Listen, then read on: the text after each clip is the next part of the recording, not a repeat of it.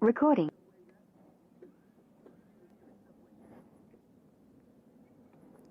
Alright, well, I just filled up on gas.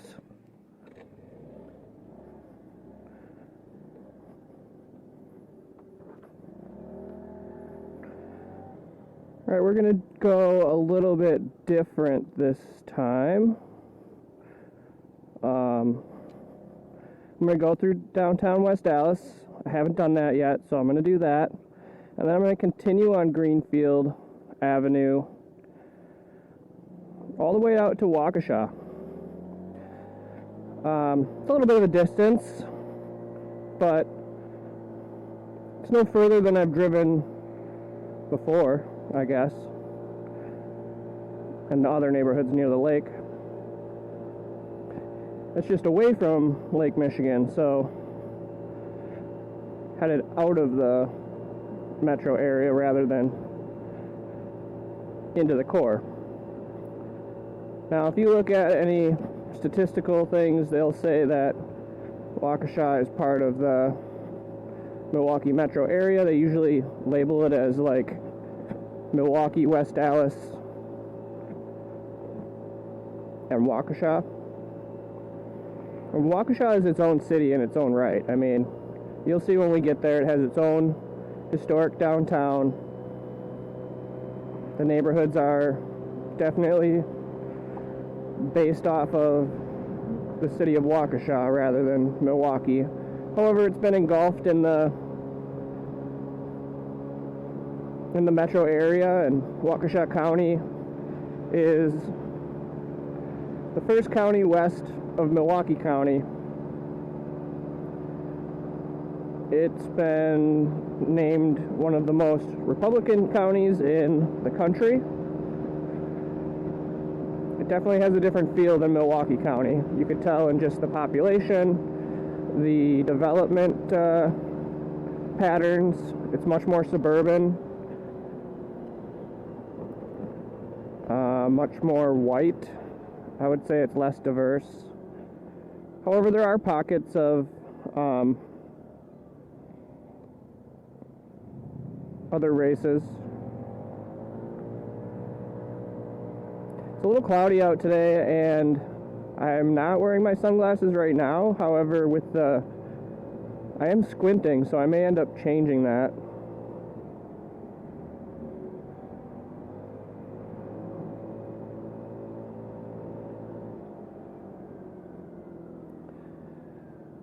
It's actually a little bit warmer out today than it was the last few days. I'm going to put the sunglasses on.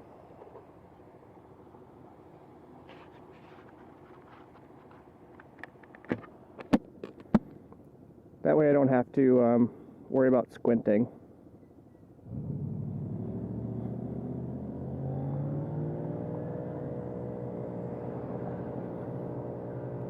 So the Bucks lost their second game in Indianapolis against the Pacers, so I believe the record right now is 1-3. So it is coming back to Milwaukee for their next game, but it's a must-win situation. They can't lose now, so guess we'll see what happens there. Alright, so we're coming up on Greenfield Avenue. Greenfield Avenue is a major east-west thoroughfare through the south side of Milwaukee. It also, for most of its, or all of it almost, most of the length of it is designated Highway 59.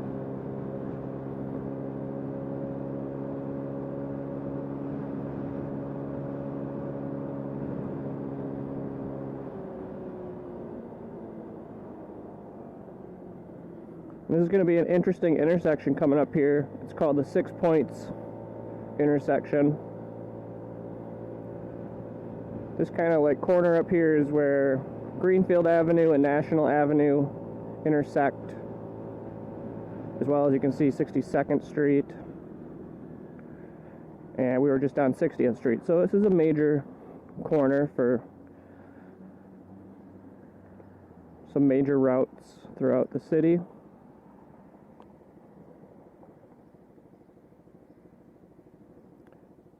And as we continue down Greenfield Avenue, it's the main street through West Allis.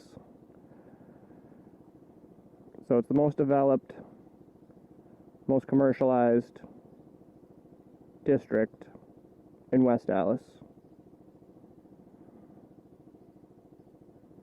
More historic, I would say it's more like a historic downtown rather than, you know, you've got Highway 100 that kind of flanks the western side of West Allis, and that's a major commercial route that we've driven on for like big box stores and things like that. This is more a traditional downtown feel. Now I'm guessing that it hasn't realized that I'm sitting here, so that's probably why the light hasn't changed, which is a little frustrating, but you know, part of the cons of being on a scooter, I suppose.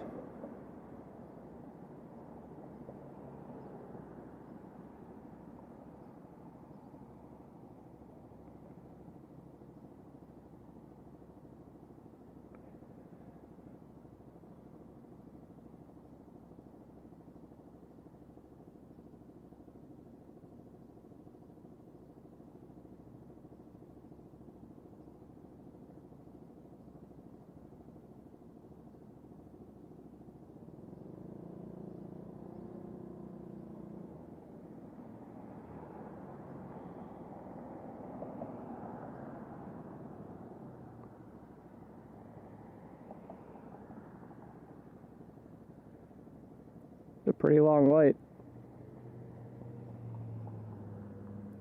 Let's see if the light recognizes the cars behind us. No. So hopefully they'll move up.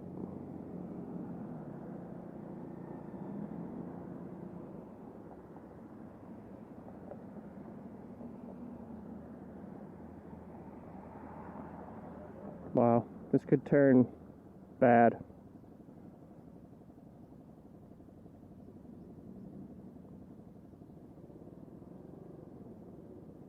There we go. Took long enough.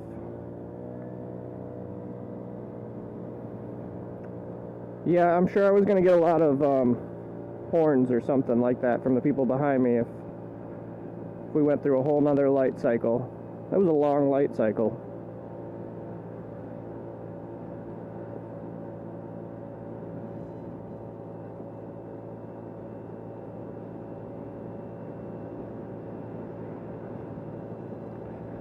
So West Allis has been doing a lot of redevelopment. I think, you know, West Allis gets a bad rap in the city. It's got a nickname of Dirty Stallis. And, you know, for people who haven't really spent a lot of time in West Allis, I think I can understand why. I guess it's just more of a blue-collar suburb, but if you spend any amount of time here, you'll recognize that West Allis has a lot of charm. It has a lot of things going for it. I think the redevelopment that's happening is positive. I think that it'll take some time before a lot of traction sticks, but you know, it's got a great downtown area right here. My aunt owns a business on this strip.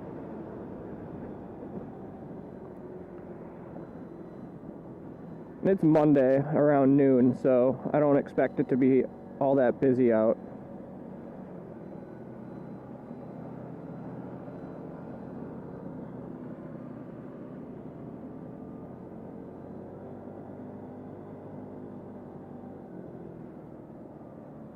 But you can see pretty cool downtown area.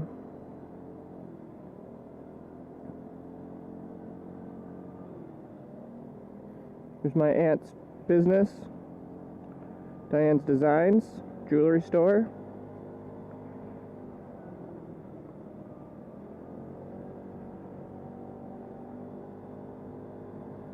And you got the post office here on the right, and West Allis City Hall on the left.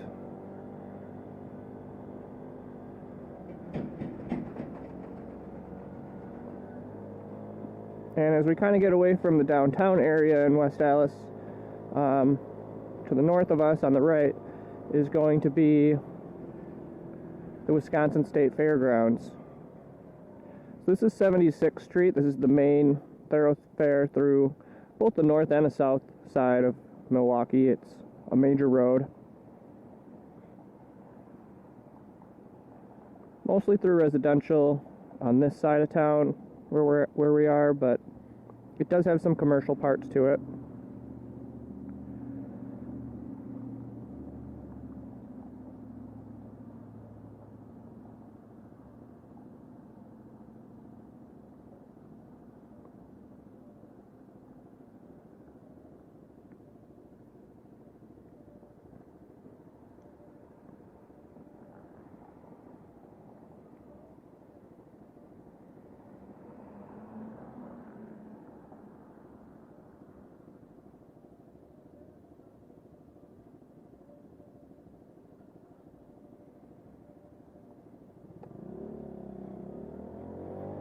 Alright, so as we pass 76th Street, on our right is going to be Wisconsin State Fair, along with the Milwaukee Mile, which is a historic oval racetrack. Wow. Thanks, man.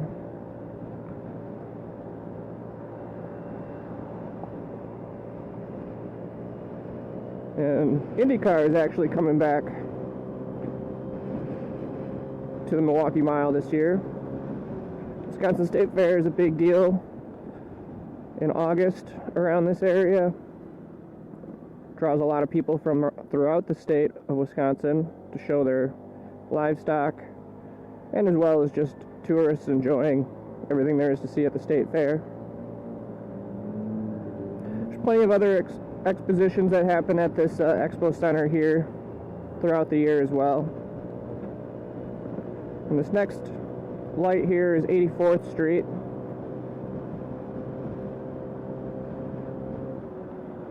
If I'm being honest, I've kind of avoided this area for the last half a year or so.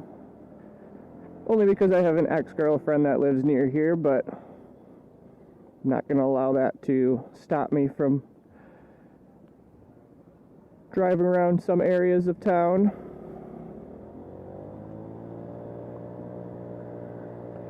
So Greenfield Avenue continues to be a major commercial road as we continue west until we get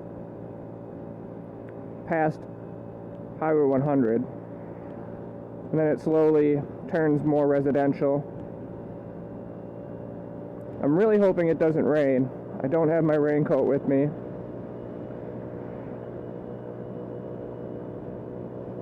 But I guess I'll bridge that gap when we get there.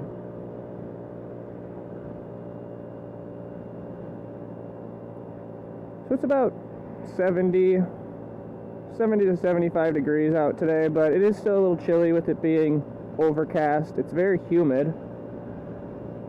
We've had some pretty bad thunderstorms the last few days.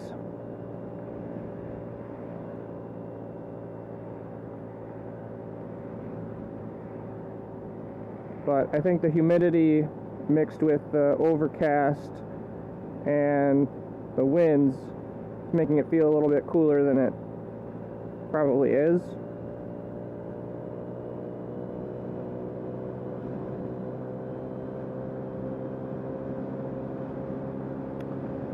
So I probably should be in the right lane.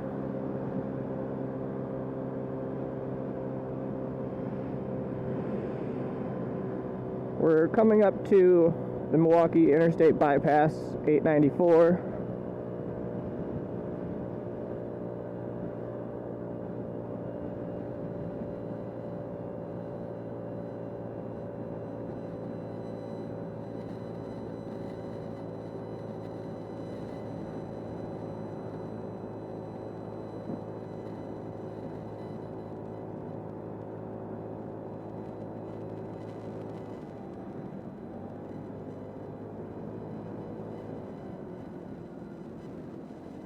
When they make these roadways, you probably can't see it in the video, but when they make these roadways with these striations through the road, It does make it a little bit more difficult to drive on a scooter. You know, our tires aren't as wide as a car, so it kind of can affect how the tire rolls over the ground. It can feel a little bit wobbly. It does that over the those metal bridges downtown as well when we're going over the rivers. So you got to be a little careful.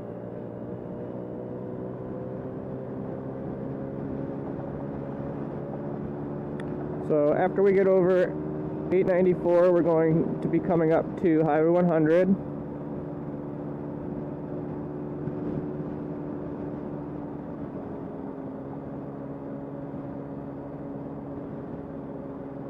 A train derailed over here a couple of years ago.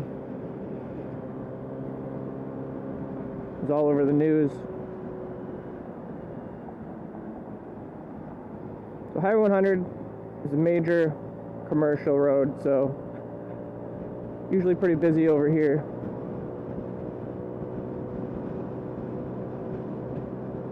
George Webb is a Milwaukee classic restaurant chain. Now, I don't know the accuracy of the story, but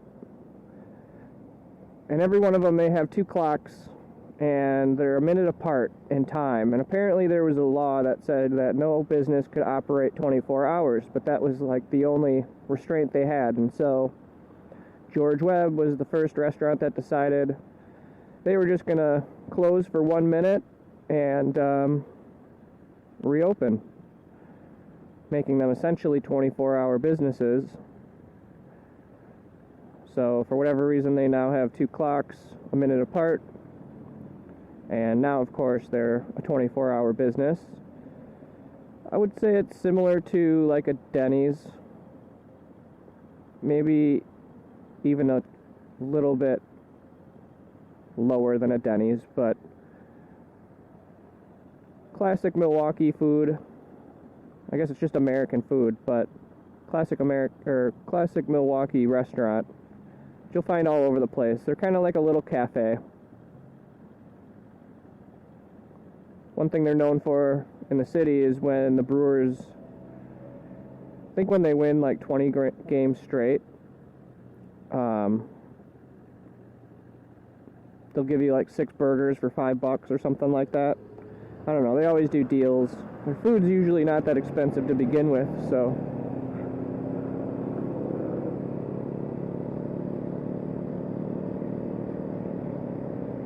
So like I said, once we get across Highway 100, it tends to become a lot more residential on Greenfield.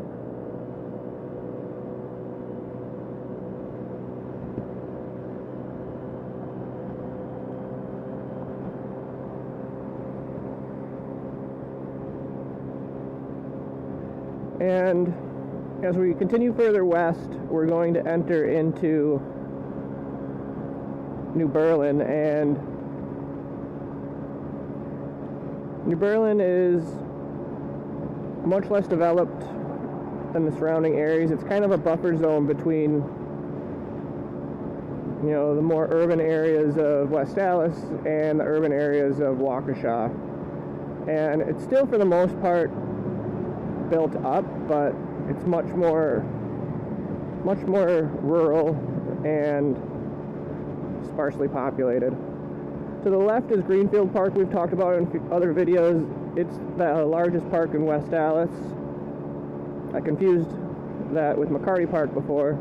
McCarty Park is a big park, but it's in the central location of West Allis, whereas Greenfield Park is kind of towards the west side of West Allis.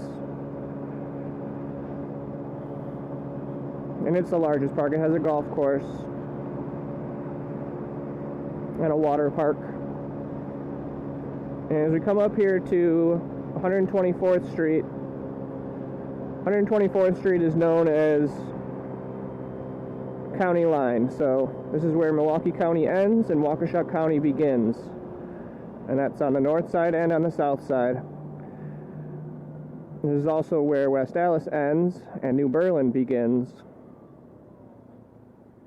And so you'll see a difference in development patterns. You'll notice a lot more residential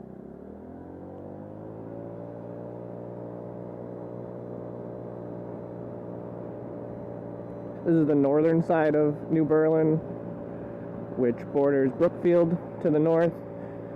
And so Brookfield's more of an affluent area of Milwaukee, so it tends to be a little bit nicer up here.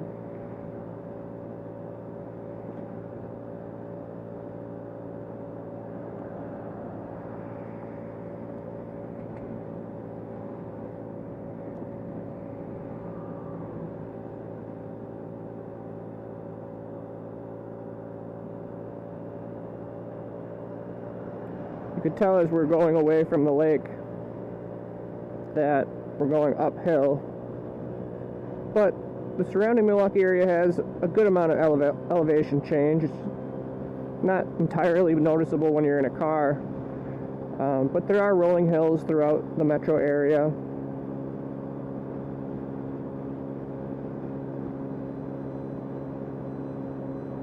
In some areas more pronounced than others.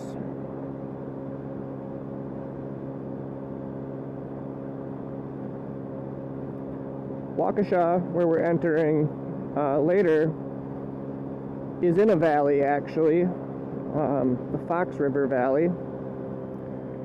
There's actually two major Fox Rivers in Wisconsin, and I would say probably the more well-known one is near Green Bay. It enters into Green Bay, and it flows through the Fox cities like Appleton, Neenah, and into Lake Winnebago and beyond.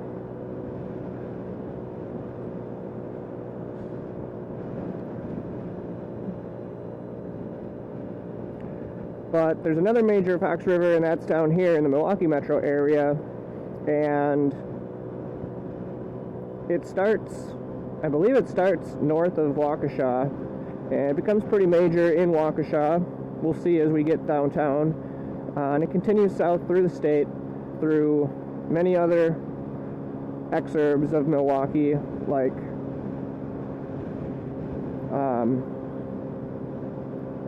Mukwonago, Waterford, Burlington, and then continues through some major cities like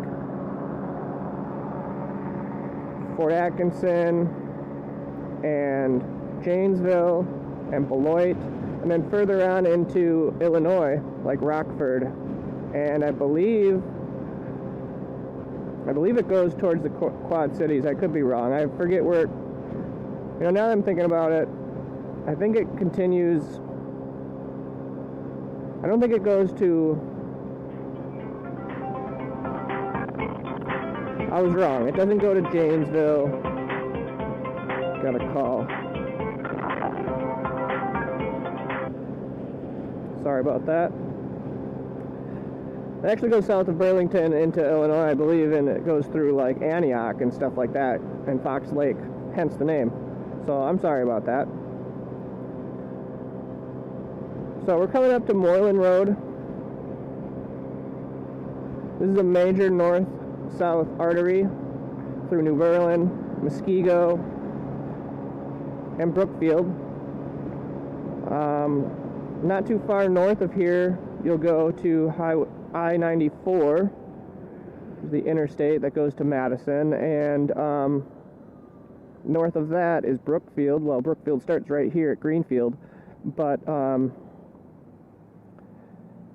Moreland ends at Highway 18, or Blue Mound Road, and it turns into Pilgrim, and it continues to be Pilgrim north of Blue Mound Road.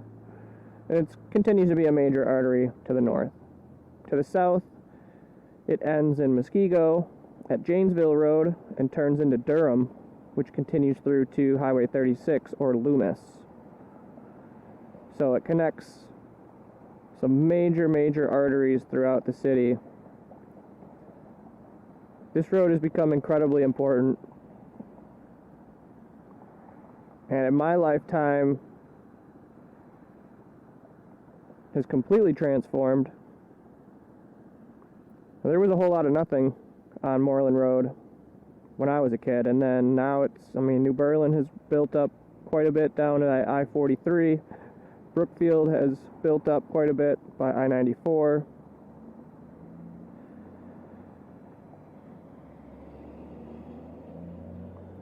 Very important road in the Milwaukee metro area.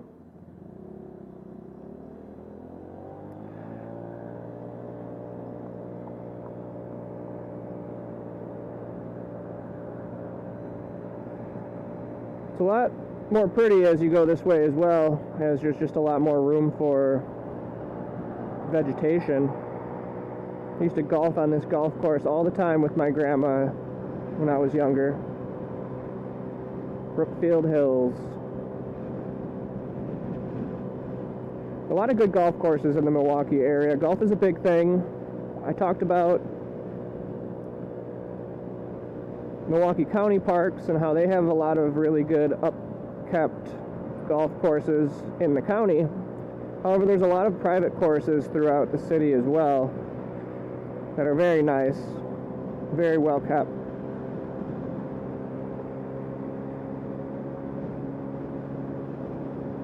Some are very expensive. I mean, we have some championship courses that'll cost you upwards of $100 to play around, and a lot of times you'll have to make reservations well in advance. The U.S. Open comes to Wisconsin pretty frequently, to Milwaukee for the Greater Milwaukee Open, and that's been held at multiple different golf courses. The Ryder Cup, so it's been at Whistling Straits in the past, but lately it's been at Erin Hills.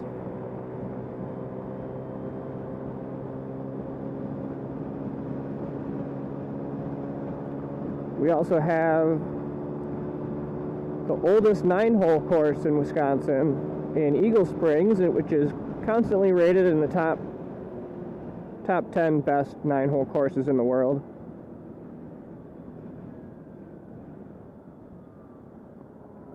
So you can see 59 or Greenfield Avenue basically is the border between New Berlin and Brookfield here. So everything to the north of us is Brookfield, the city of Brookfield. Everything to the south is the city of New Berlin.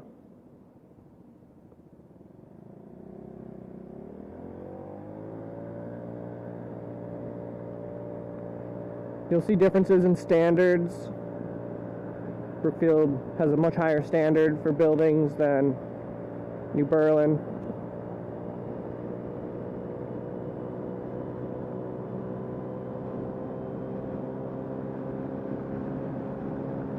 Luckily this road has 2 lanes, because I'm sure people are going to be a little bit upset that I'm on a scooter on this road. There are alternate routes that I will take home that are less traveled. However, they are only 1 lane.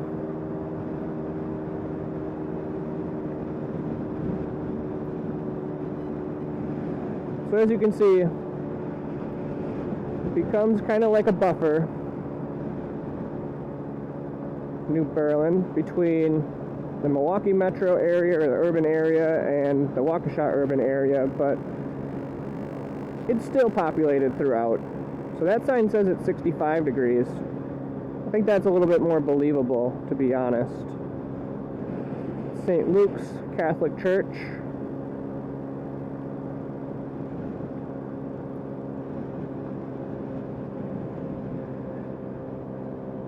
I also think it's a little bit deceiving in some of these places, kind of like in our video over by Whitnall Park, where it does feel pretty rural.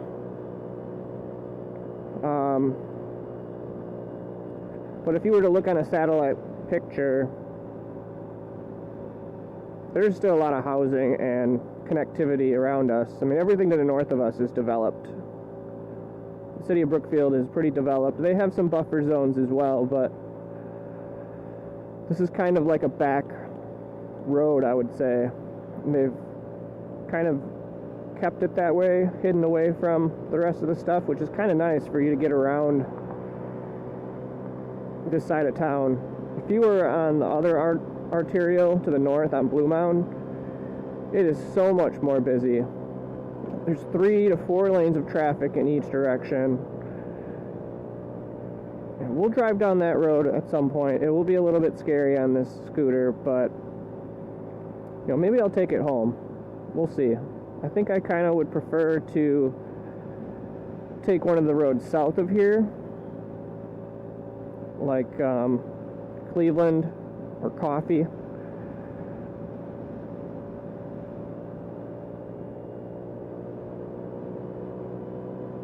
Just so we can see kind of that buffer zone that New Berlin creates between the urban areas of Waukesha and the urban areas of West Allis. You can see the houses are much larger over here, bigger lots. Whereas over in New Berlin, the homes are going to be a little bit older, more traditional styles. Whereas you've got more newer construction, large homes in Brookfield. So it says 45 on the speed limit. I'm doing 40 on the scooter, which means I'm probably doing 35. Alright, this intersection we're coming up to is Barker Road. This will continue north up to what's called Gerke's Corners, where a bunch of roads converge along with I-94. Major commercial district.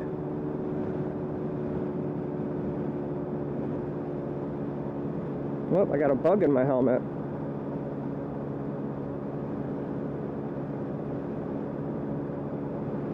So there's a car over here. I don't know why he's deciding to go the same speed limit as me, but, pass me, dude. What did you think I was gonna do? Yeah, it's very pretty over here. And again, if you were to look at a satellite map, there's a lot of development around us right now. It's just hidden while we're in this little marshy valley.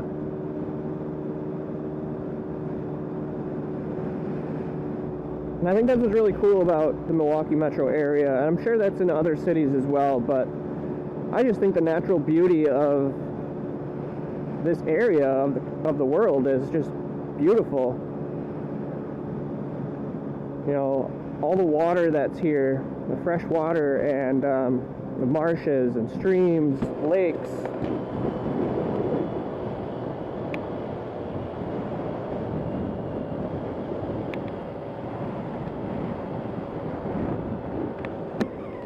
Oh, sorry there, I had to scratch my eye.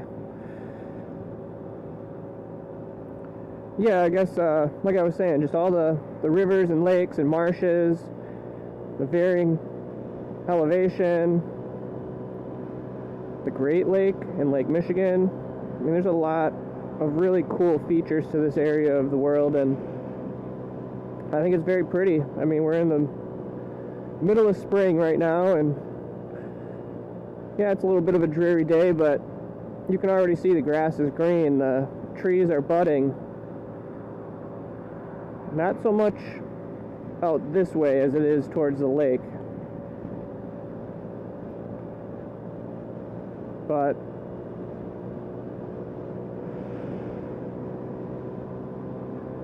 as we come up over this hill in front of us, we're going to be entering into Waukesha, if we haven't already.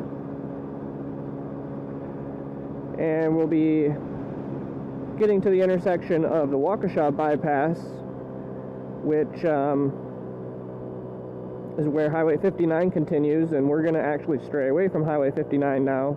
This is also where Greenfield Avenue will end, and it's going to turn into Arcadia as we go into the downtown Waukesha area. So as you can see, it's not that far from where we started, maybe a half hour. As we come over the hill here, you'll be able to tell how much Waukesha is in a valley. You can see the opposite side of the valley across the way, and the hospital is up there, and everything in between there is the downtown Waukesha area. I think Waukesha is a hidden gem. Maybe not hidden so much, but I'm betting that there's a lot of people from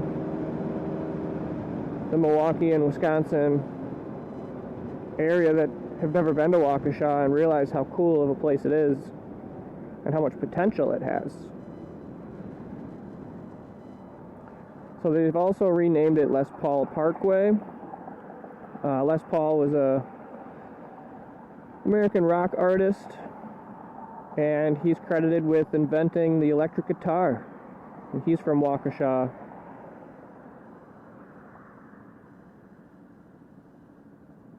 Or at least making the electric guitar famous. And he's partnered with Gibson guitars back in the day, and now you have the iconic Gibson Les Paul.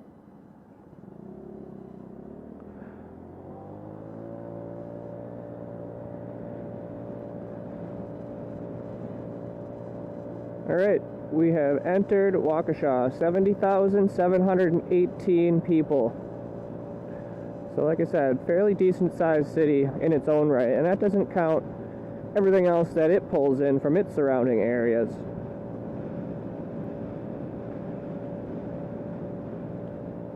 When I was a kid growing up in Mukwonago, it didn't have even close to what the amenities it has now. But even still, I would bet that people tend to gravitate towards Waukesha. And there's not really a whole need to go into Milwaukee. Waukesha has everything we really need.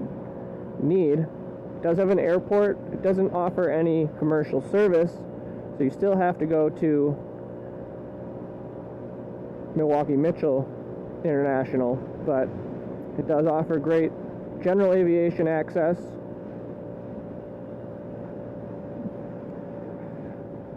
Like I said, Waukesha is a really cool city in its own right. Just like we've noticed in other parts of Milwaukee, the suburbs have their own historic charm, like South Milwaukee, Cudahy, Whitefish Bay. Didn't make it through the downtown of Shorewood, but we will do that at some point. They all retain their own character. And same is true here in Waukesha. Honestly, I would say Waukesha is the best example of it in the city. Wauwatosa was another one that we saw with its historic downtown. Waukesha has a much larger footprint. It's a much larger city, and the downtown area is much larger.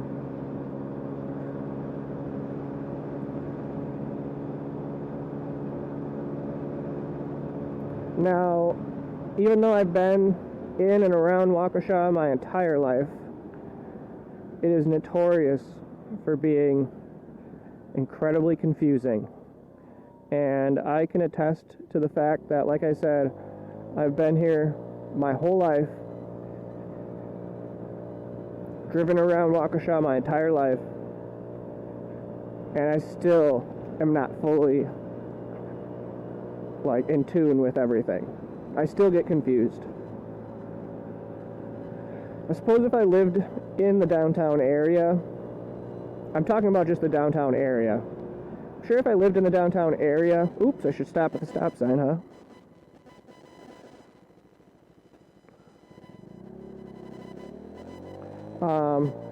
That was embarrassing. But no, even if I lived in the downtown area, I'm sure I would get used to it. Now I'm going to turn right, even though east goes north and south. So I'm going to turn right. We're close to the river, so I think I'm going to go over the river once, which is not where the downtown area is. We'll take Main Street here. Oop. So you can tell how now we're in that valley by the river, and we're in downtown Waukesha. Which again, many historic buildings, some new development that's happened. Yeah, east that we turned on there before is a major north-south artery through South Waukesha. Got the river behind, all the buildings on the right. And you'll see that they have really done a really good job with the downtown district in Waukesha. You'll see they have all these Les Paul guitars around town.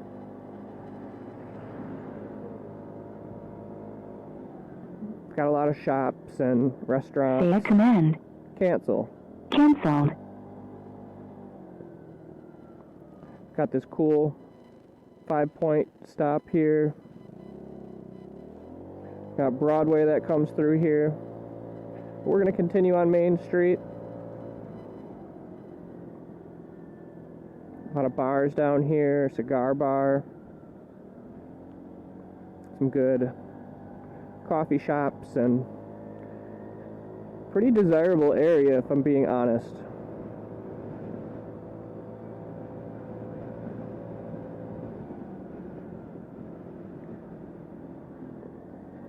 And we'll continue actually through the Main Street up to Frame Park.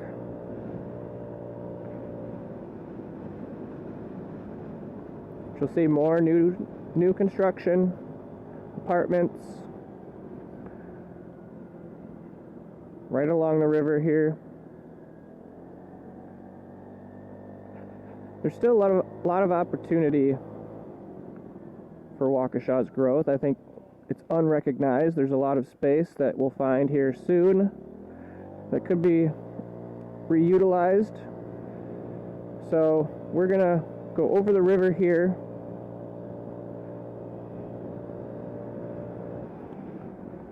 and turn onto St. Paul Avenue, which is kind of the opposite side of the river of downtown Waukesha, which is also pretty commercial, has all these new apartments. And honestly, this is the side of town that could use more development. Got the fire department here. The transit center is going to be in front, coming up soon. They do have their own bus network in Waukesha. It's starting to rain.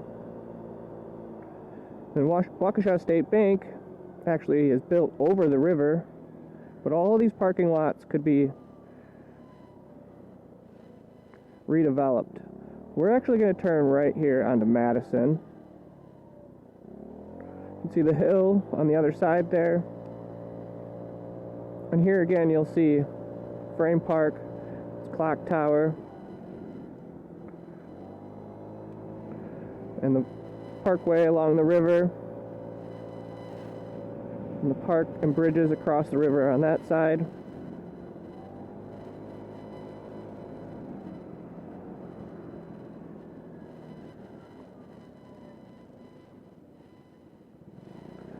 Now we're crossing Main Street again on Broadway.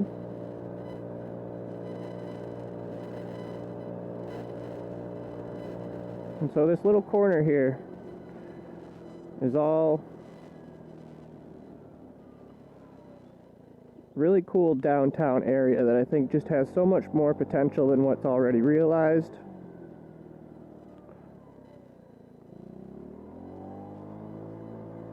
Here you've got some new construction on the right.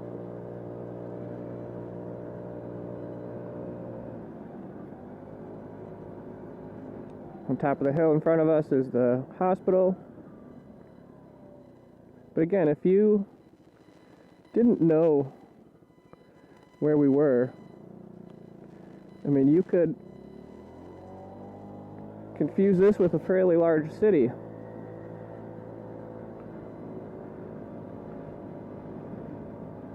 This restaurant in front of us was for sale not long ago.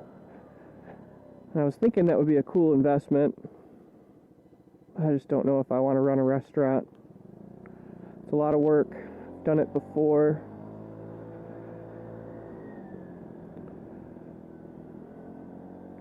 Alright, so continue across Main Street again. You'll see Waukesha State Bank ahead of us, which is going over the Waukesha, or the Fox River, I'm sorry. So we're going to turn right here onto Riverfront Street, and we'll run along Frame Park, which follows I keep wanting to say Waukesha River, it's the Fox River.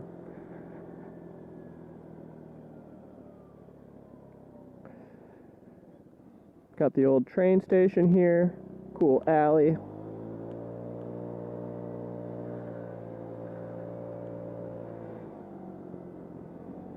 But all of that space across the river, I feel like it could all be developed into apartments, condos, and then, you know, line St. Paul with retail, just like you have over here. Or don't, you know, and continue to grow the downtown, which I think is already doing really well. And they do have a dam here, so as we go across Barstow here,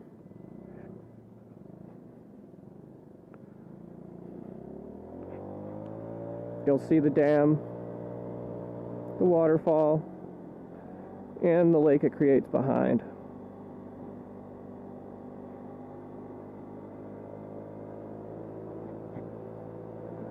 Again, all the parkland are along here. There's a walking path.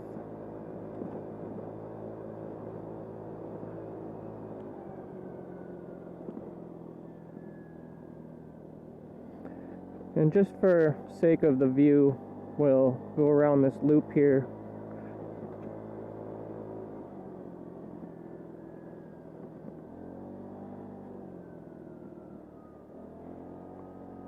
A lot of geese out, some ducks.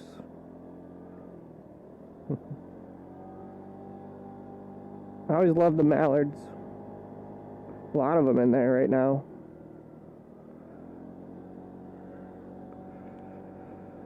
So let's turn here.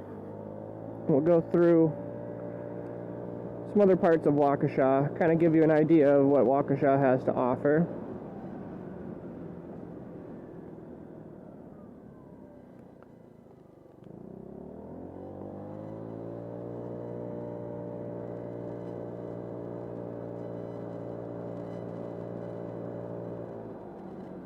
So we're up near Main Street again. And we're going to continue straight, though, on East Avenue, going south. So you got the Waukesha Courthouse, the County Courthouse.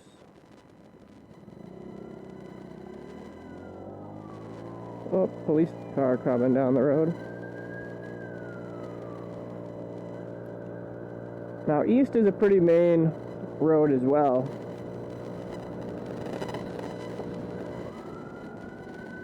We're gonna have to stop for the police car.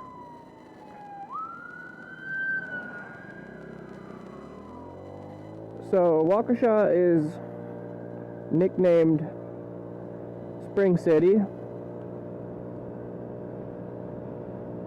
due to the amount of freshwater springs that are in the area.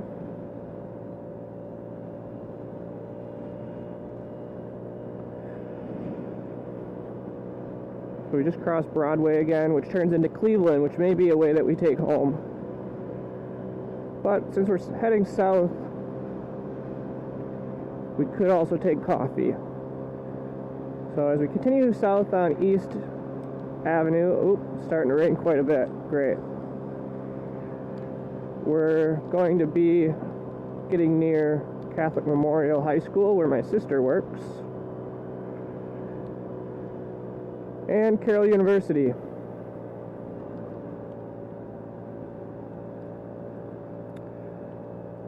We're now in Carroll University. Good amount of kids at school. This is one of the very highly respected private colleges in the Milwaukee area.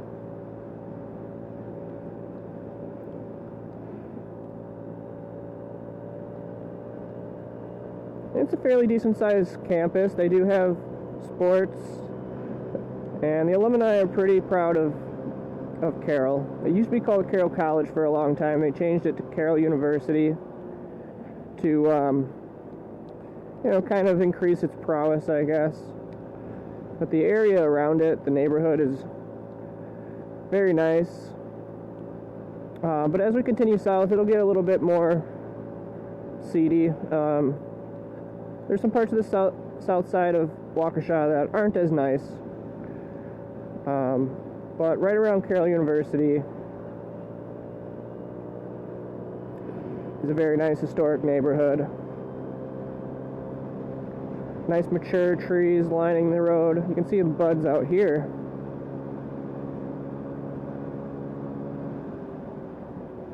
Again, I gotta watch my speed.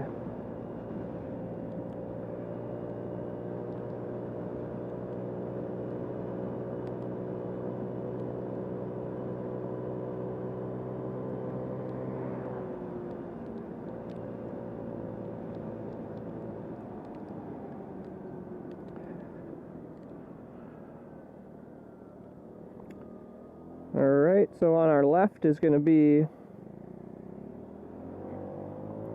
Waukesha South High School back there, elementary school here, and we'll be coming up to Sunset Boulevard. I spent a lot of time on Sunset Boulevard. Definitely starting to rain quite a bit. It's not the most enjoyable, but the cloud doesn't look that big that we're under.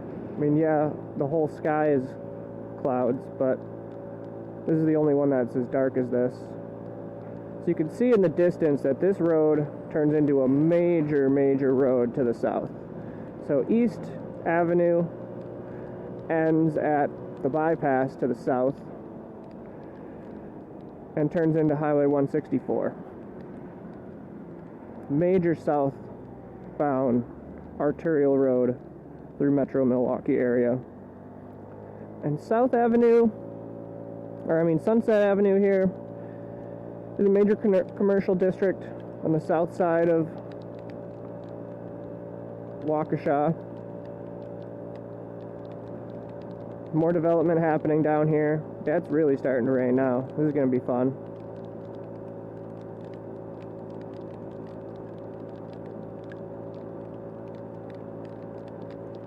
Oh well, not a whole lot I can do about it.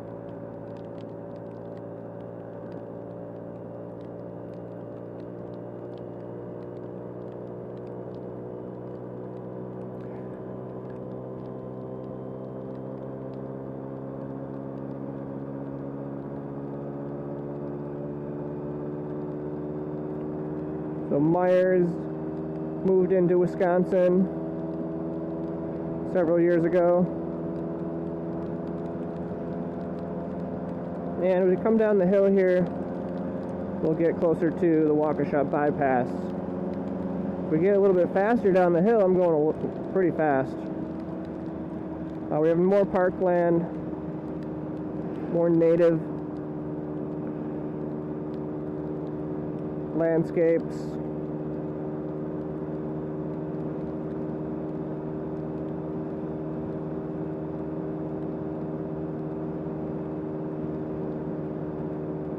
So what I think I'm going to do is I'm going to take Sunset, which continues to Racine Avenue.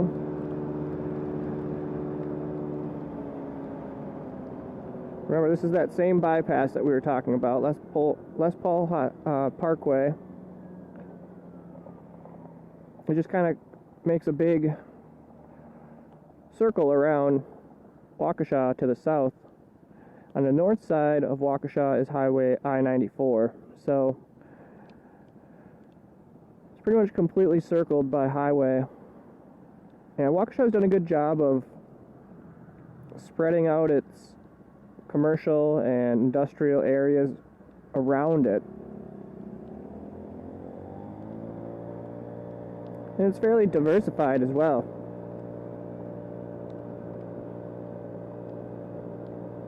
But I would say everything that's within the bypass is like the historic area, more or less.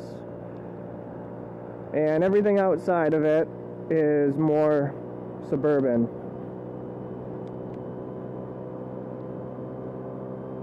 Like where we are now. There's still a good amount of density. There's duplexes and townhomes, condominiums.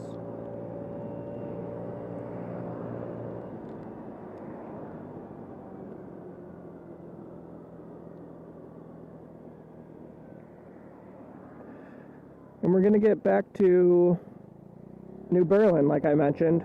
It is kind of like a buffer between the urbanness of Waukesha and the urbanness of the Milwaukee metro area. So we've got Minooka Park on our right, which is still in Waukesha. But as we turn onto Racine Avenue up here,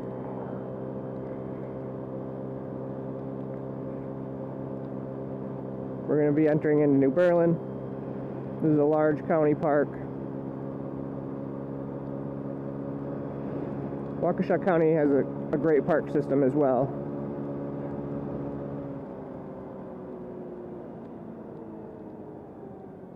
So I may get some upset people on this road.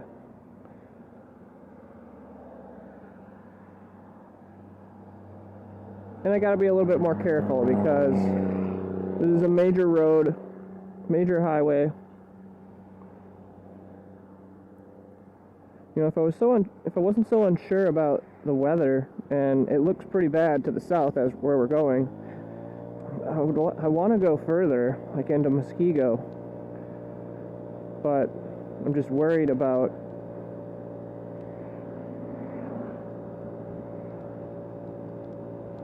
the weather, really. It's still raining, not quite as bad, but you know, I'm definitely going to have people passing me illegally here. I still want to stay, I'm a vehicle, so I need to stay within the white line. I can't ride on the shoulder. You know, but it's a 40-mile-an-hour road and I'm going 25 miles an hour. 30, you know, as I go up this hill.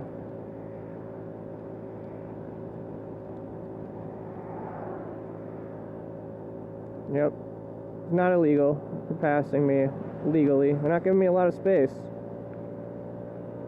Alright, so now we're entering into New Berlin. 40,451 people.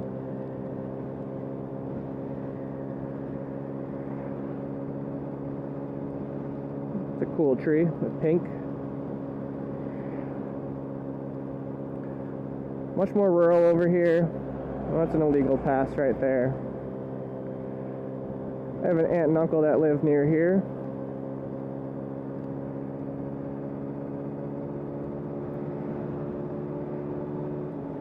Actually, this is where I'm going to turn, so I got to be really careful here.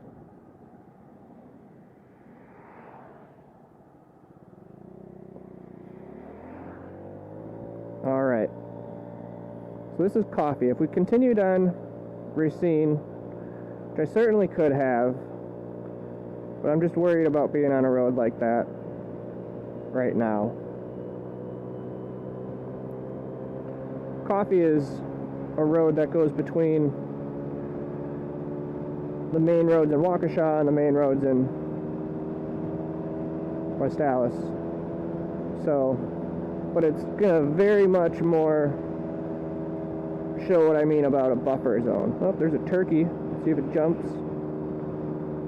Fence blocking his way through.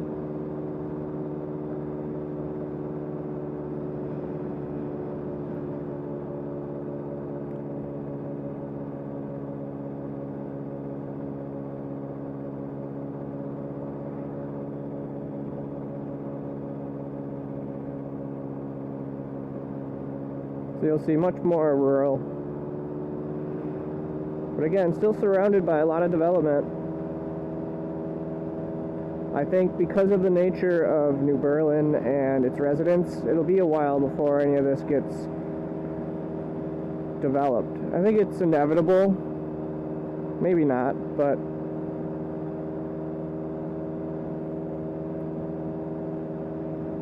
these the people here, they like the way that it is. There's not a lot of change.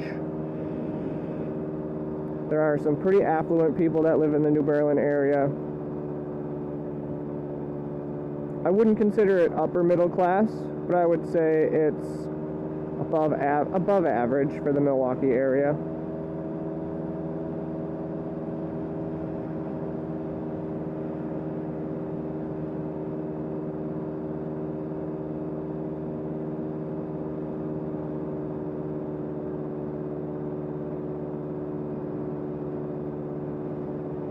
So you will have a mix of older homes and some new construction. Not a ton of new construction in New Berlin.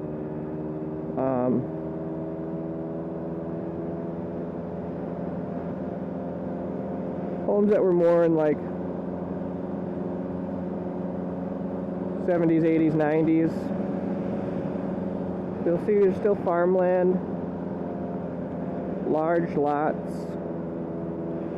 and we're going east, so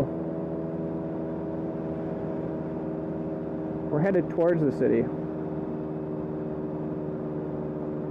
There's one for sale. Looks pretty new construction, all brick.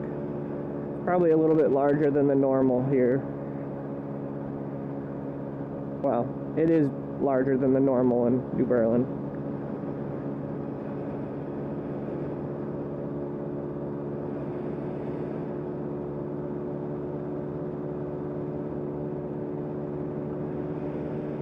Very pretty area.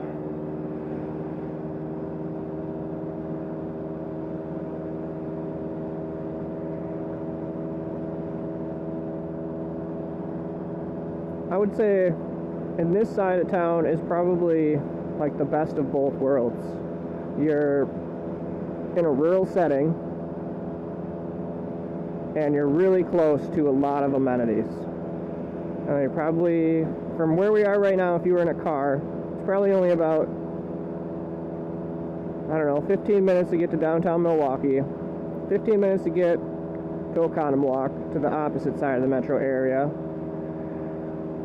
You know, you're 5 minutes from downtown Waukesha, 5 minutes from Blue Mound and Brookfield and all of its amenities, 5 minutes from anywhere in New Berlin and all of it has to offer. This is arguably the most, I think, the most attractive location for somebody wanting a rural setting but still very close to all the action. So this is a major north-south road called, in New Berlin, Calhoun. It's rural here, but it does have some commercial areas. And now we're to an area where, yes, it's still natural, but most of the land to the north of us is going to be industrial.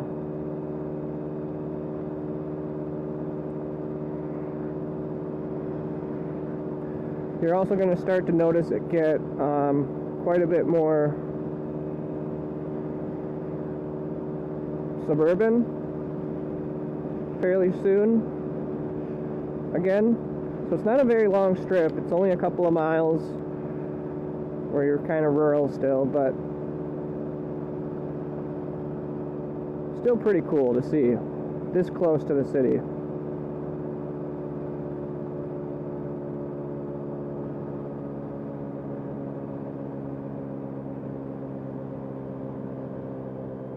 So coffee ends in New Berlin. It's only a road that runs in New Berlin.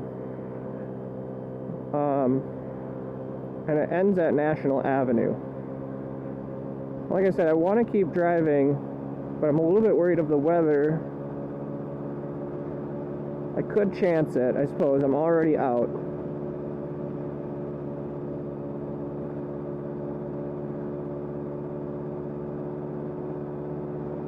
So I think we'll go through some of New Berlin's more major commercial districts. And so we're turning right here on Moreland Road again, which is one that we passed earlier on Greenfield, but now we're further south in what would be considered the downtown of New Berlin, which is very suburban.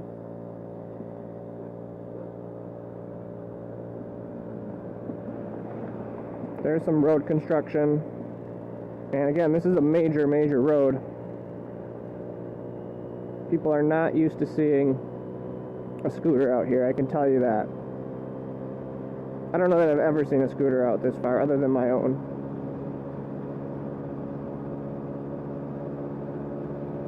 So this is where National Avenue and Moreland meet.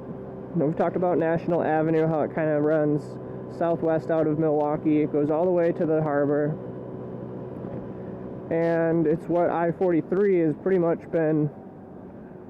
has followed out of the city and has kind of replaced it as the major freight route.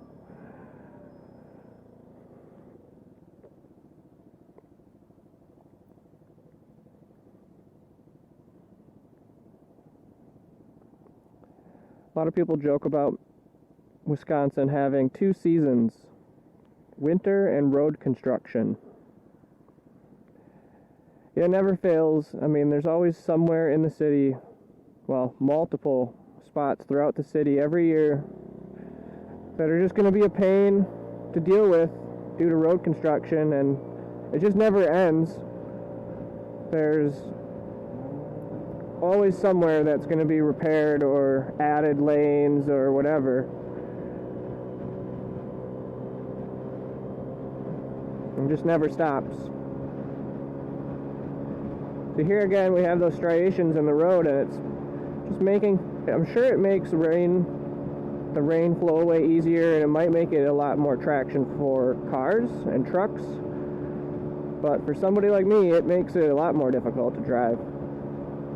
I'm going to actually pull a little bit away from the truck in front of me. I'm going to have to wash my visor.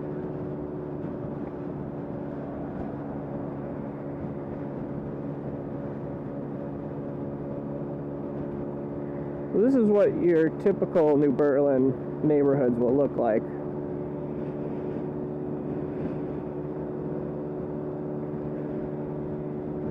Generally, the subdivisions don't have sidewalks or anything like that, but they are more small town feel. I wouldn't consider New Berlin to be a very walkable suburb. In fact, it's probably one of the least walkable, other than like Brookfield. You pretty much need a car to live here.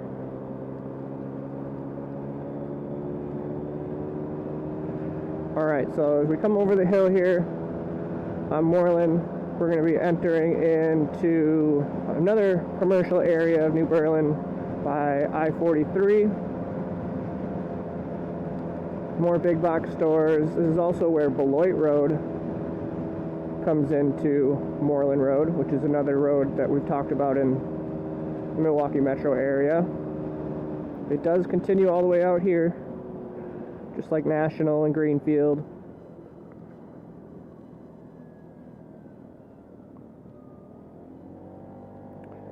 In fact, right here is Beloit Road. It ends not too much further to the west.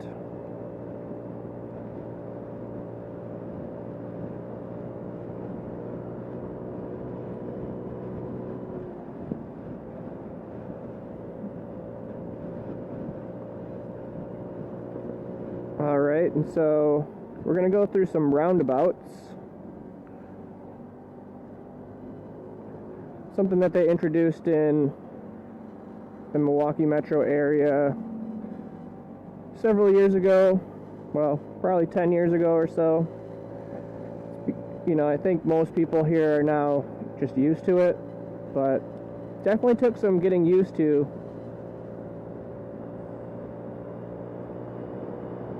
I can guarantee you people are not used to seeing a scooter over this side of town. Like I said, I've never seen a scooter.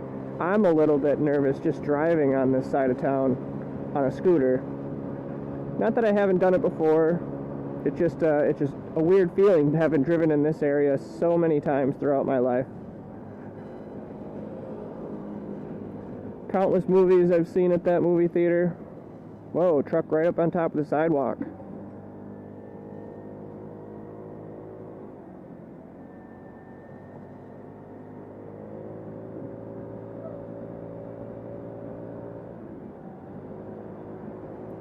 We've also recently have gotten Costco in Wisconsin, so there's a Costco up there. Again, that was probably 5 years ago or so at this point. So we've got another major road. We have a College Avenue that's in Waukesha, which is what cuts through, that was pretty bumpy, that cuts through Carroll University. But we've also got a College Avenue that goes through the city of Milwaukee and the metro area there. And that's what this is. It's called Small Road to the right, but to the left is College Avenue. And that'll take you all the way to the lakefront. We've talked about that. We've driven on it. I don't know that we've driven on it actually, but we have talked about it down in Oak Creek.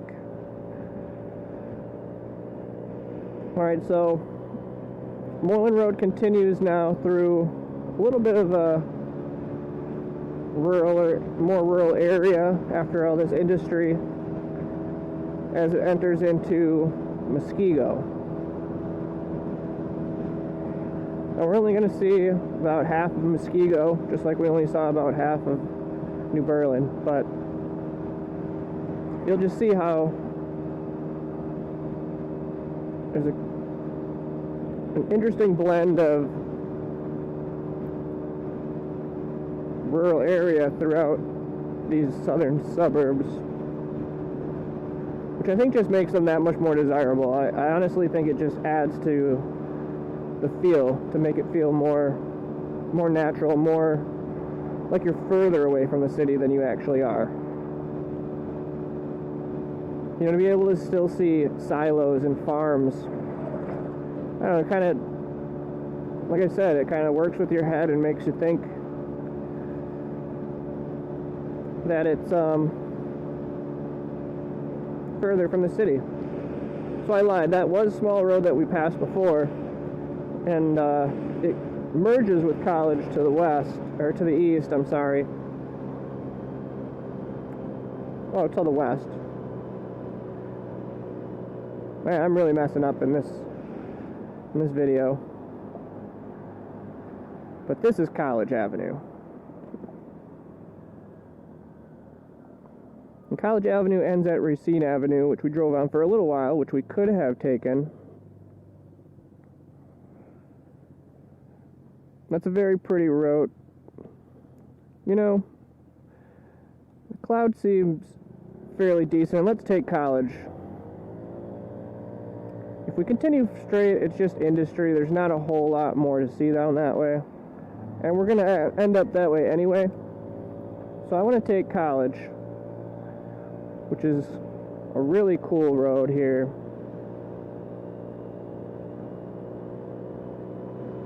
Very pretty.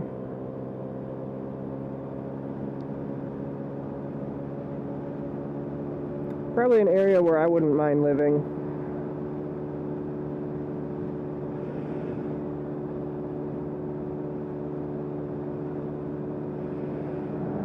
More turkeys out in the fields.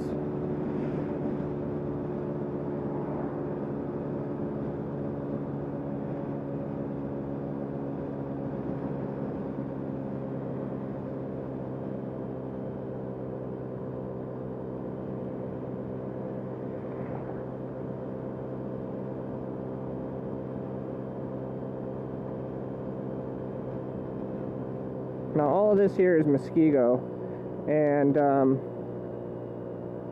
you can see there's some new construction, large house there, and this is going to be developed into a subdivision, I'm guessing, by the development opportunity sign. Yep, there's already a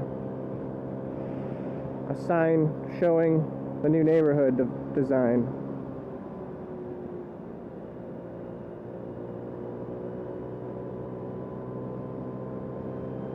Really sad to see this farm being sold. It's really pretty, but they put in these baseball diamonds, and I'm assuming that's probably part of it.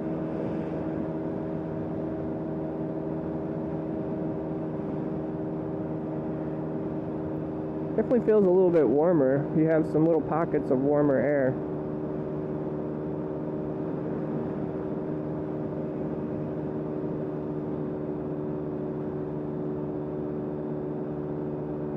The way I'm going to know how to get back to where I was going to go is to take Racine again.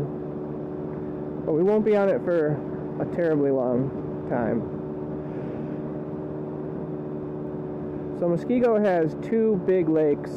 Little Muskego Lake, which is what we're kind of going around right now, which is to our south,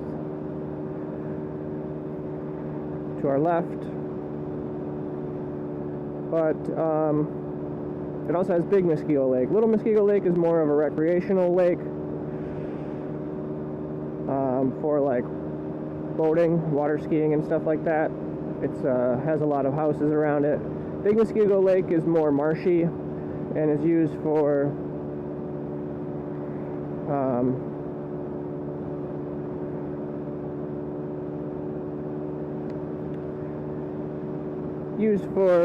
like hunting, fishing, things like that. We do have another little pond up here.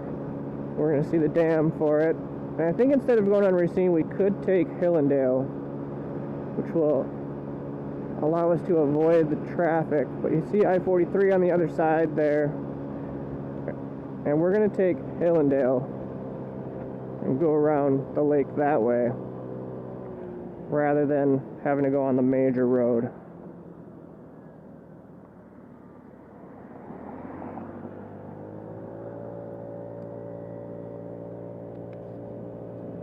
Got a mark right in front of, right between my eyes on my helmet, or on my face screen. Oh, the sun's even coming out a little bit.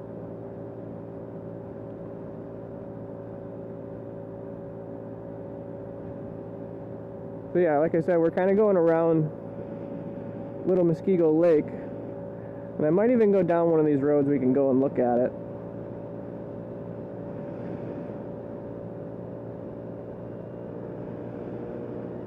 I'll take us on a road trip out through the other western lakes another day.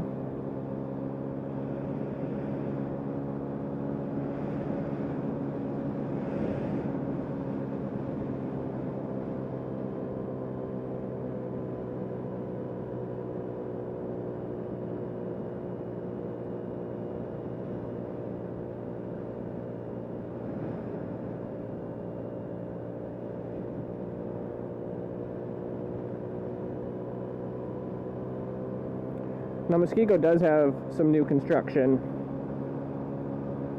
Not so much on this side of town, but more to the south, towards Highway 36, Durham, and south of Janesville.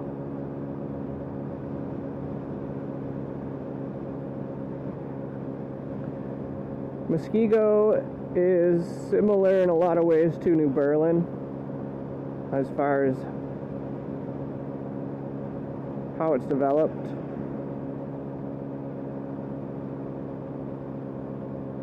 I would say the houses in Muskego are probably a little bit more expensive, a little bit more desirable area to live.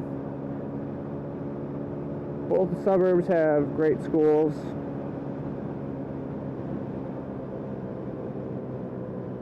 Uh-oh.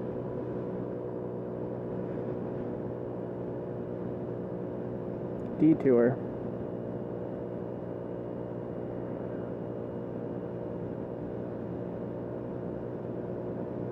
Oh, we just can't continue on Hillendale, which is fine because we're going to turn on Racine Avenue anyway.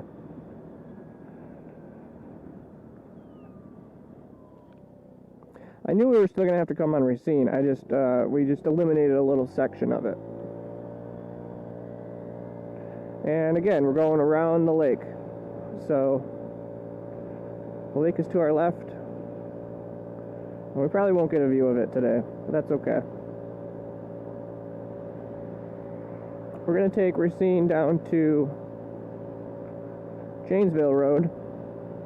And Janesville Road is pretty much the main road through what I would call downtown Muskego. Janesville Road ends in Hales Corners, which we'll see, and it goes west out of the city through Muskego, Big Bend, and it ends on the south side of Mukwonago, which is where I grew up.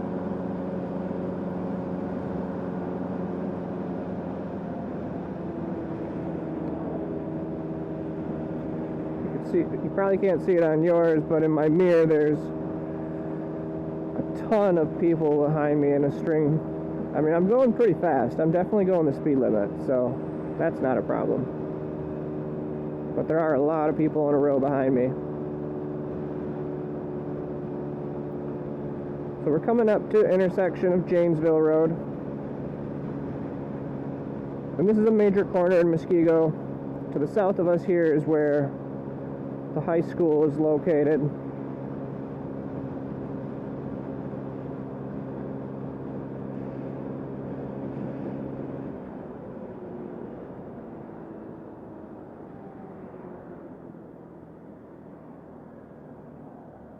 And we pretty much just made a big loop around Little Muskego Lake. Or we will when we reach Moreland again.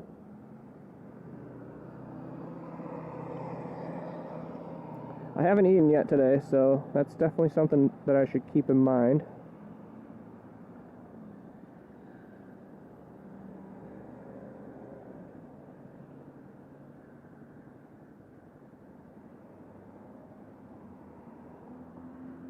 Getting a little bit hungry, but...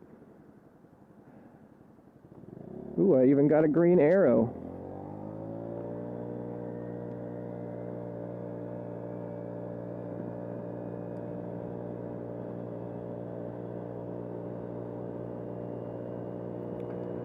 Alright, so this is kind of more the downtown area of Muskego, which, again, is similar in a lot of ways to New Berlin, how it's very suburban on a major road like this. I wouldn't consider it very walkable.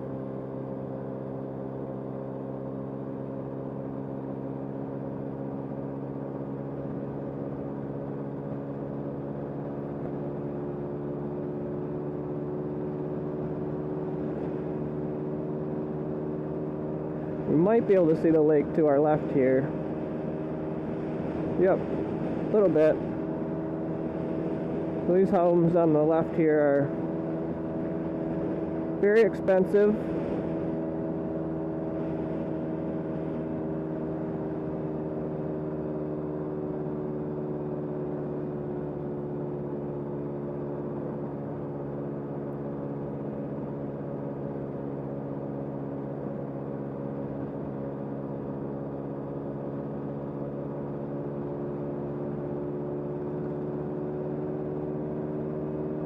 I'm actually going the speed limit on this road because of us having all those hills, down hills. We've also got a pretty well-maintained road.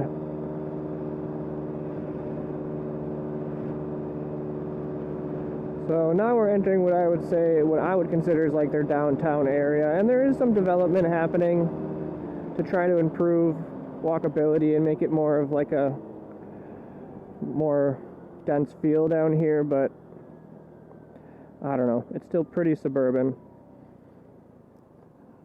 Now I actually, when our house was being built that my dad lives in right now, we actually lived in the apartments up on top of the hills back there behind Pick and Save.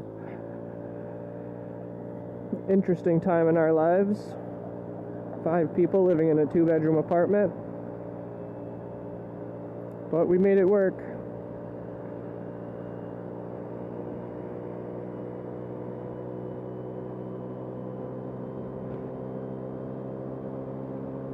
They've done a lot to, you know, the landscaping, and they've really tried to beautify this area. I've never met anybody who lived in Muskego who didn't love living in Muskego. It's a great community, great schools, beautiful area of the metro area, and pretty decent housing. You know, there is a little bit of variety. As you can see, there are some apartments, but it's mostly single-family homes. And I would say that they've all, for the most part, they've been built within the last 20 to 30 years.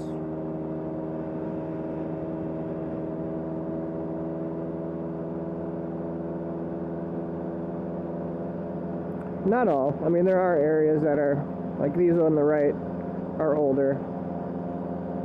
Well, they might have been built in like the late 80s or 90s. But then you'll see stuff like this that's definitely within the last couple decades.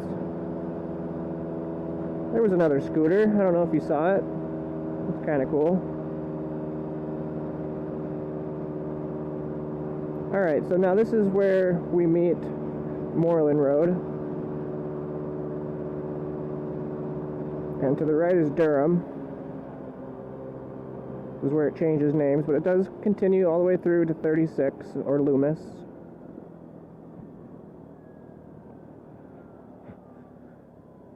The fuel is cheaper here.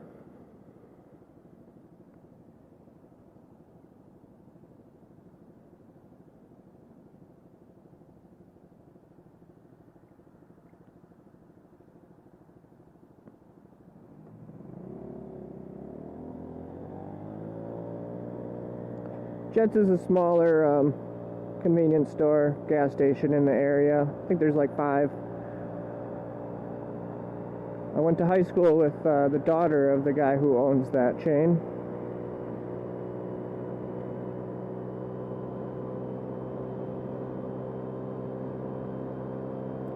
And so Janesville, as we continue east, it just becomes more and more suburban.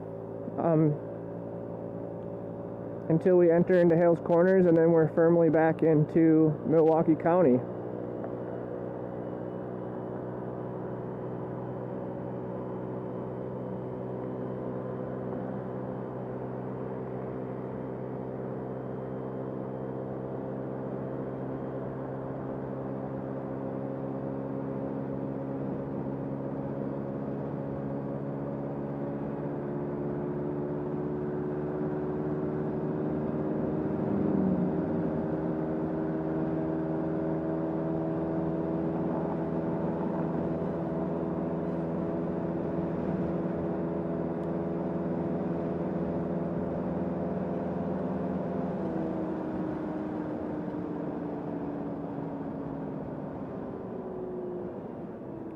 The neighborhoods over here are really cool. A lot of mature trees. Some older homes down that way as well.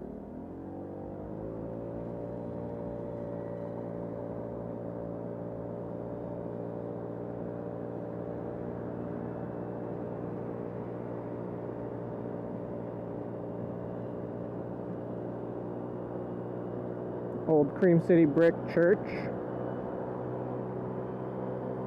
Of course, they've built a new church because they've outgrown it.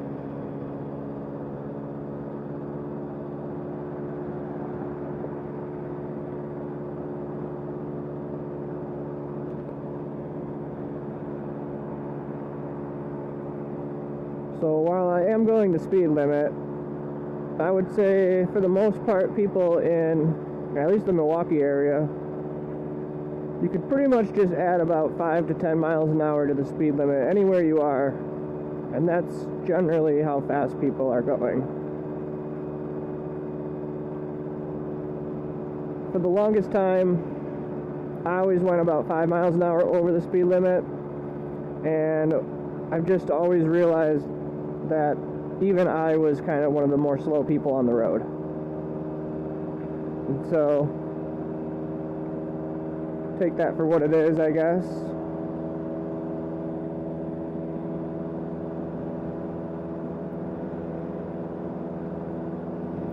My speedometer says 45, but like I said, I'm probably going about 40, and you can see the cars are still pulling away from me.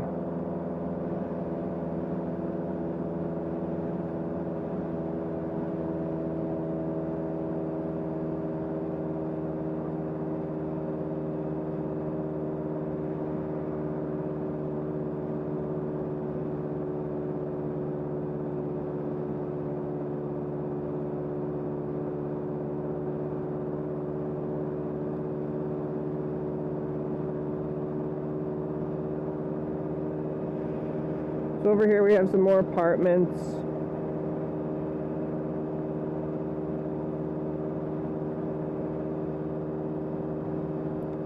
I believe we're now in Hales Corners. It's a senior living complex over there. So yes, Hales Corners in Milwaukee County. 7,720 people. Hales Corners isn't a very big area. So I'm not surprised that it doesn't have more than 10,000 people. But it is in Milwaukee County, and it definitely has a more suburban feel.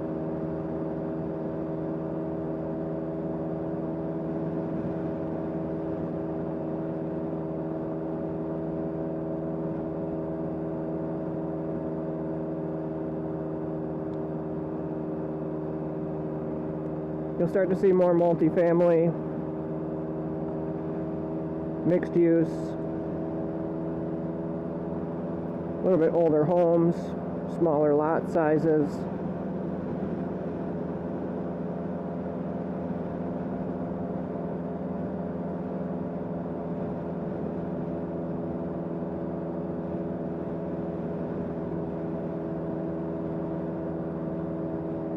Little creek that goes down there. Don't know the name of that creek.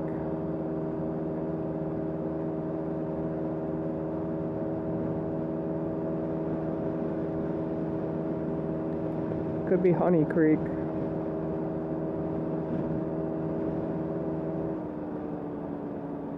Alright, so we're entering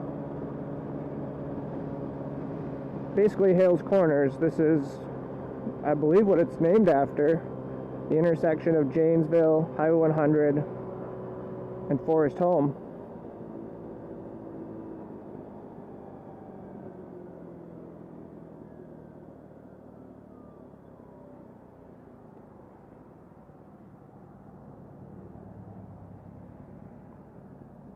Interesting thing note about that white building on the corner, which is kind of in a little bit of disrepair. It's a well-known local restaurant called, but they were widening Highway 100, so they lifted the entire building, and they had a whole bunch of people come and push it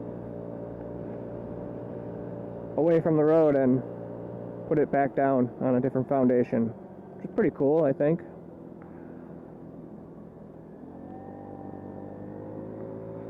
Alright, so as we go around another roundabout, which again was introduced within the last decade, we're on Forest Home Avenue now. We've ridden on this before, coming the other way, and we didn't take it this far because we went into Whitnall Park. And Whitnall Park is just to the right here.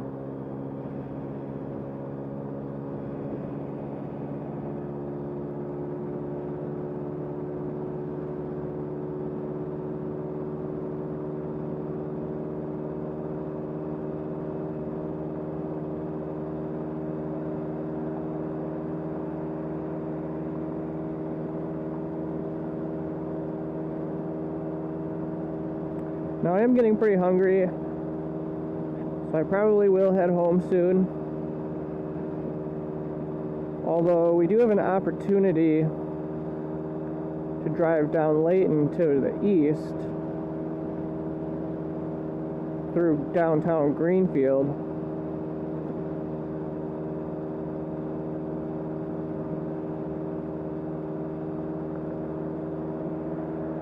Although I could save that for another video and kind of show the airport area, which isn't a whole lot to see. I don't think any area around an airport is beautiful, but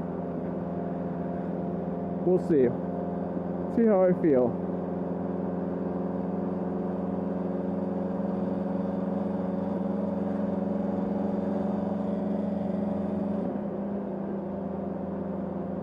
Well, I'm now going faster than these cars. I'm going faster than my speedometer says I can go. But actually you're going to have to brake here. So I believe we went into the park here on 92nd Street.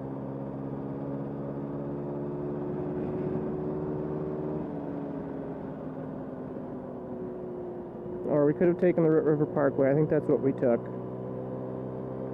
I'm not sure. I don't remember.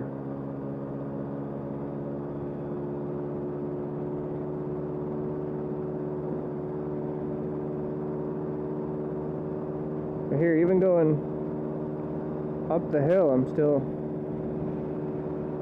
maintaining speed, which is kind of cool.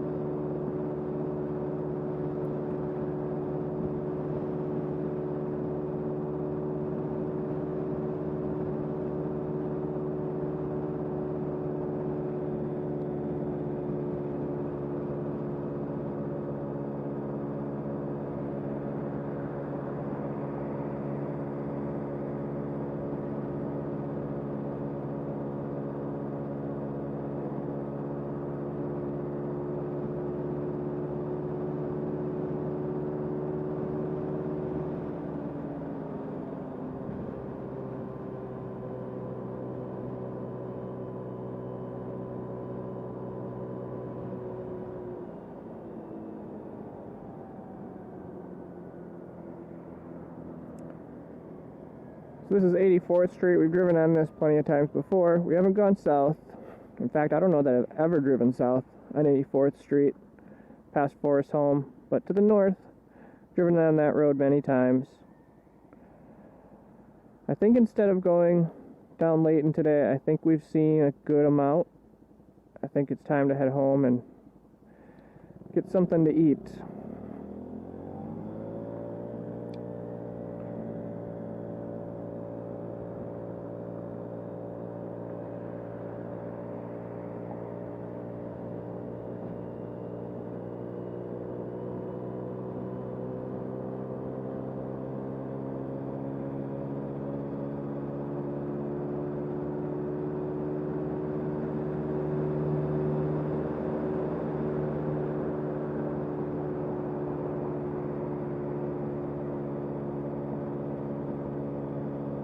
That was Layton Avenue that we went under, and now we're going to go over 894.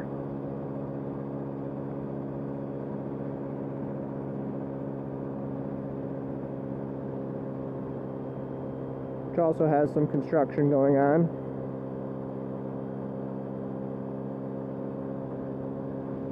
And we're going to go under 76th Street, which is another road that we should definitely drive down. We went past it a couple times today.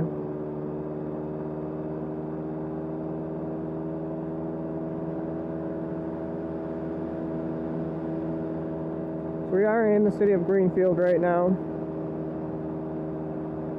but it won't be long before we get into Milwaukee again. In fact, you'll be able to see downtown Milwaukee ahead of us. A little hazy.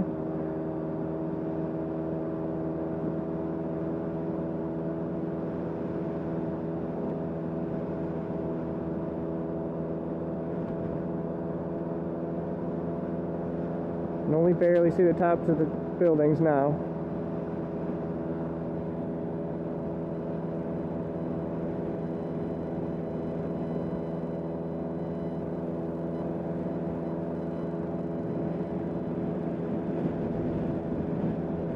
Ooh, windy.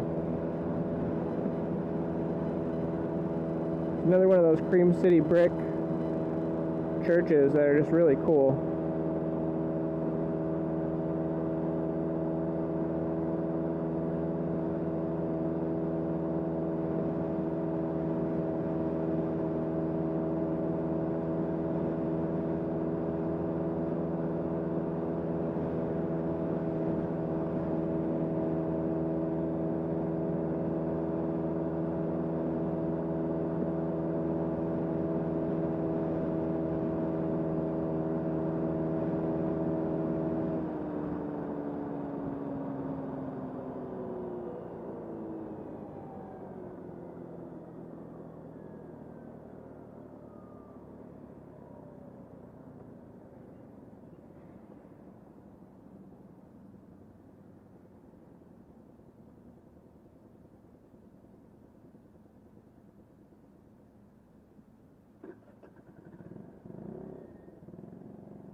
Oh, engine cut out there.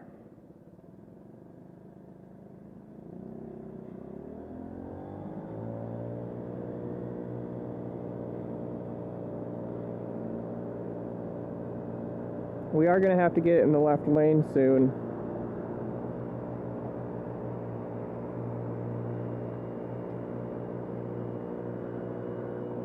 Very soon.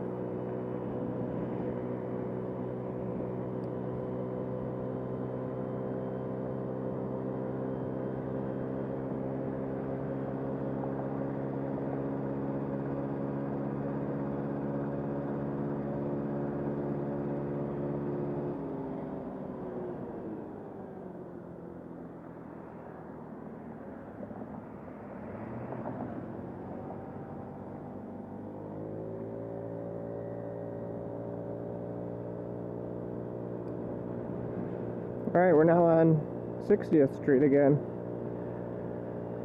which is where we began.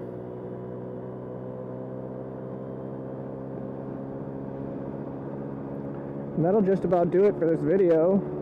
That was a western loop through Waukesha. We went through downtown West Allis, we went through downtown Waukesha, we went through downtown Muskego and Hales Corners, New Berlin,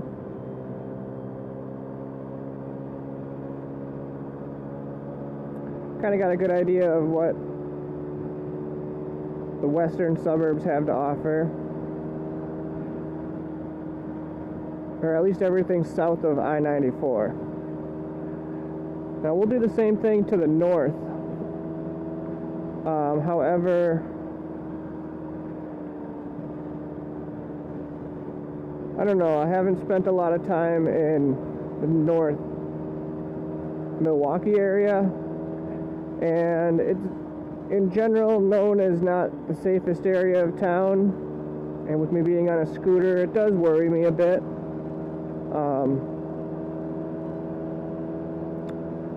But we'll see. But we'll get into Brookfield and hopefully out into Pewaukee and maybe even further into Delafield and Oconomowoc. But that'll do it for this video.